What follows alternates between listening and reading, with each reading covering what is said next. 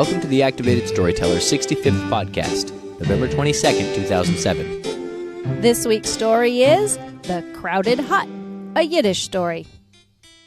Hi, I'm Dennis. And I'm Kimberly. And I'm Zephyr. And together we are the Activated Storytellers. Here to wish you a happy Thanksgiving. This week we are coming to you from North Carolina. We have made our way from New York City on the way down through Washington, D.C. and Jamestown, Virginia. Stopped and did quite a few shows, and now we are in North Carolina. We had a very brief stop in Washington, D.C., like one afternoon.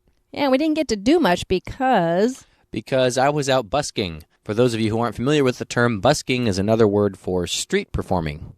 And what did you do? I donned once again my Captain Jack Sparrow costume, and I stood out on the street corners getting money from complete strangers. A lot of fun. It's become somewhat of a hobby of mine, and I plan to do it whenever I have free weekends in the future. So, not bad. His first experience busking. It made it a rather boring day for Dennis and I, but we got to ride our bikes into D.C., which is a nice ride, and it was Veterans Day, so there were all kinds of festivities going on with lots of veterans around. And this week we got some feedback from one of our listeners. Yay, made our day. Lisa Tagger wrote, I hope I said your name right, Lisa, I'm sorry. But Lisa wrote, and she is a grad student at WVU in Morgantown, West Virginia. She says, I just wanted to thank you for making me smile every week. I listen to your podcast. Although I enjoy your lovely stories, I really listen to hear about where you are and what you're doing. You never cease to remind me of family, home, and friends. I'm originally from Connecticut, only 15 minutes north of Hartford. However, my parents now live in East Dennis, Cape Cod, and my brother and his family live in Lebanon, Pennsylvania, which you visit every year. My parents, in fact, live only down the road from Scargo Lake, so your story about its name really made me smile. My best friend lives in Boston, and my family and I have spent many, many weekends in Massachusetts, particularly around Salem area, which you frequent often. The week you biked the C&O Canal, a good friend of mine was biking it as well. So, you guys always make me smile and remind me of good friends, family, and home. Of course, your stories always make me smile as well. Here's hoping you make it to Morgantown sometime. Ha! That was great. Well, it sounds like we do all of this just with her in mind, doesn't it? Yeah, that's right, Lisa. We do it just for you. And you, and you, and you. Well, you know what? That's something we've always wondered about. Do our listeners listen for the stories, or do they listen, the travel stories, or do they listen for the folktales? We'd like to know. Yes, so why don't you give us a call or send us an email and let us know. Or leave a comment on our Libsyn blog. That's activated.libsyn.com. Although at this point, travel tales and folk tales seem to go hand in hand for me, so they are very much integrated in our life. In fact, I think we're going to try something new here. We have had some horrible luck with our call-in numbers in the past, and they keep expiring. We do have another number. It's an 800 number. It's 800-429-6576. That's 6576. So if you'd like to give us a voicemail, we can do that now with our 800 number, 800-429-6576. Okay, and this past week we did go to Jamestown, Virginia.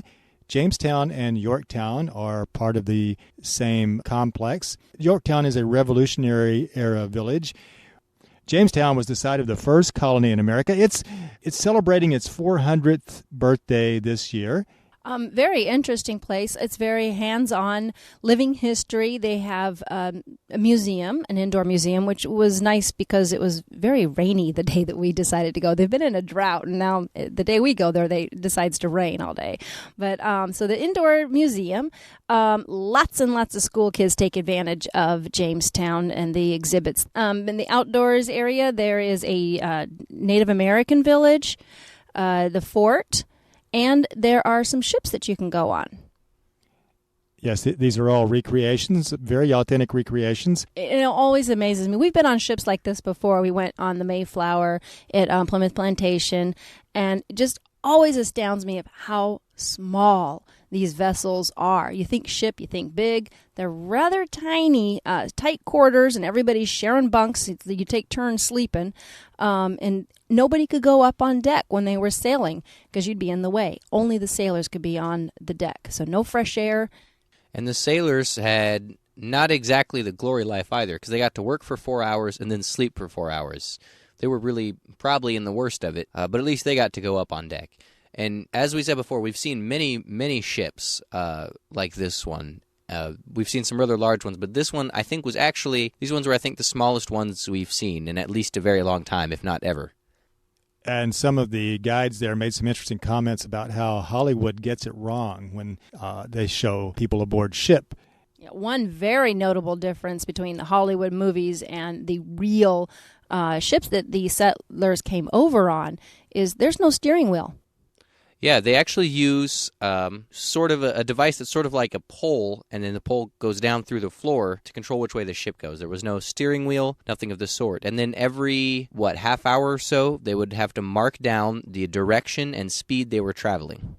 But she said, as we were taking the tour there, that Pirates of the Caribbean was 100% wrong in all their ship. And what do you think? What did I think? I'm sure they're right. Hollywood is notorious for fudging with the... Okay, well, let me ask Jack. Captain Jack Sparrow, what do you have to say to that? It's like this. There are lies, and then there's not quite telling the truth. Now me, I'm dishonest. And a dishonest man, you can always trust to be dishonest. Honestly, it's the honest ones you have to look out for. You never know when they may do something incredibly stupid. Thank you, Captain Jack Sparrow. Straight from the sparrow's mouth. We learned some other interesting things at Jamestown. For example, the early settlers there initially tried to produce wine and silk. In fact, they were actually required at first to raise mulberry trees for silk and grapes for wine. And later on, they discovered tobacco. So then they were required to raise tobacco, and it really caught on. In fact, it was not only their main cash crop, it was cash. It was used as legal tender. For example, the wages for a carpenter would be about 25 pounds of tobacco for a day, and that's about what a pair of shoes would cost. So anyway, Jamestown is a very interesting place to go to, especially right now, 400 years old. So make sure you check them out if you're anywhere near Jamestown. The website, I love this, the website is historyisfun.org. Well, we picked out a story for you this week. It's called The Crowded Hut, a Yiddish tale. Long ago, there lived a man in a hut. It was very hard work maintaining his hut. All right, help me out with this. Got to lift this timber up. Hut, 2, 3, 4. Hut, 2, 3, 4. The hut was very, very crowded. He had more sons than he had puns. Daddy, he hit me. He started it. Don't touch me. He's touching me. He looked in my general direction. Children, come on, knock it off. But there's no room to even sneeze in here. Why don't you go outside and play? We just did that. Well, I'll go outside and do a replay. Finally, the old man got fed up with the lack of space in his hut.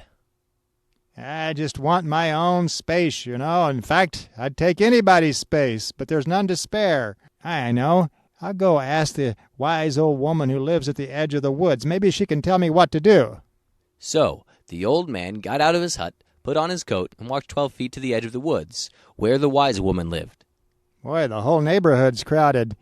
Hello, is anybody home? Who's there? Who's there? It's your neighbor. Listen, I got a real problem here. My house is just so small. How small is it? Well, it's so small that it just has one wall on the inside. No, really. I got kids. I got a wife. I'm going nuts. You know, what can I do? Oh, well, it's really quite simple. Here's what you do.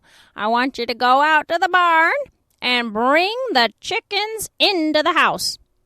Bring the chickens in the house? You heard me. So they can see how crowded it is, too? Now, go do it. Go do it. Well, I don't see what that'll help, but okay.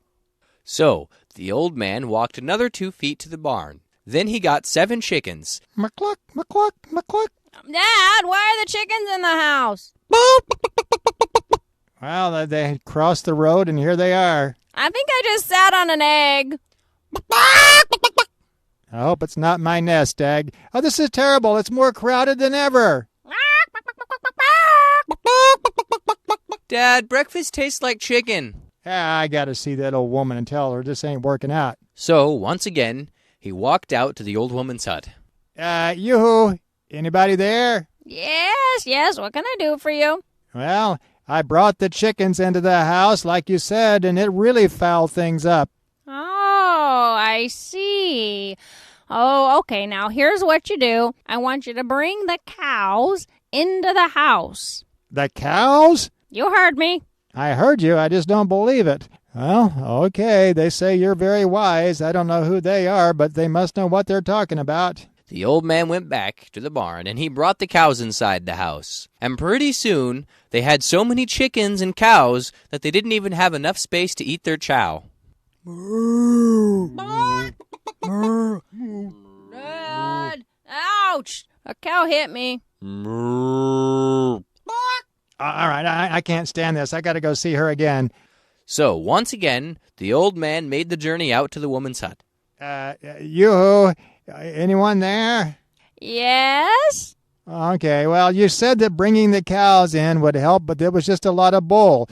Now, what am I going to do now? Well, it's really quite simple. Here's what you do. I want you to go to the barn and bring the horses into the house. The horses? You heard me. Oh, man, there's got to be some logic to this. Okay, here goes nothing. So, he went back out to the barn and brought the horses, too, into the house.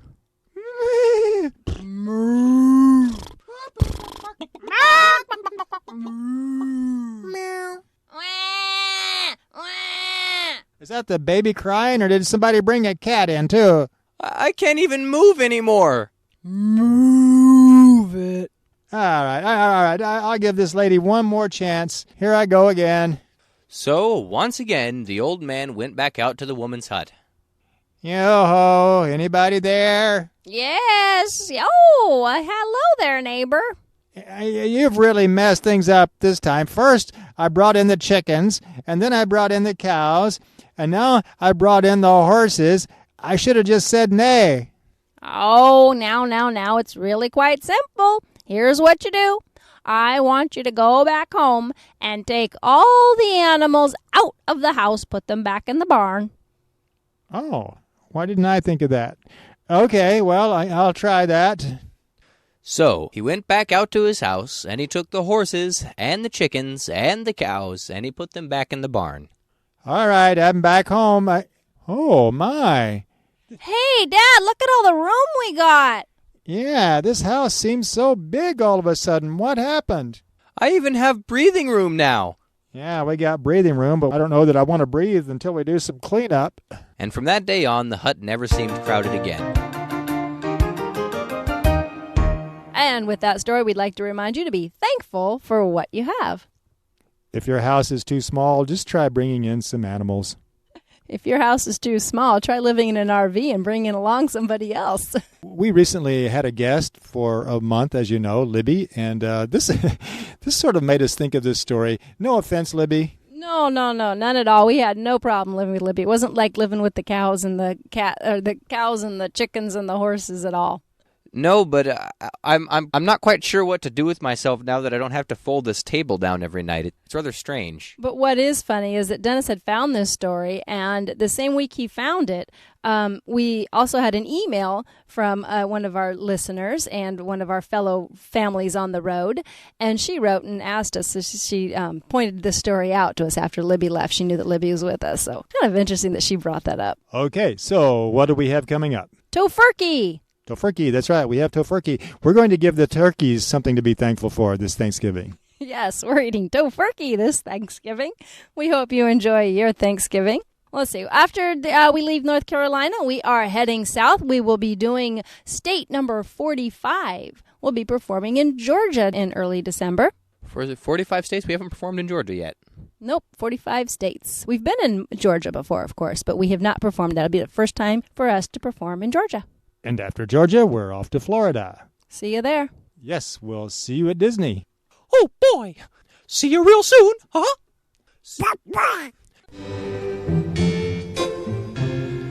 The Activated Storytellers perform at schools and libraries nationwide. On stage, we use American Sign Language, physical comedy, imaginative props, and a giant, oversized book to bring the stories to life. For booking information, check our website at www.activated-storytellers.com, where you can also find out when the Activated Storytellers will be performing near you. Read a story or order one of our audio CDs. Until next time.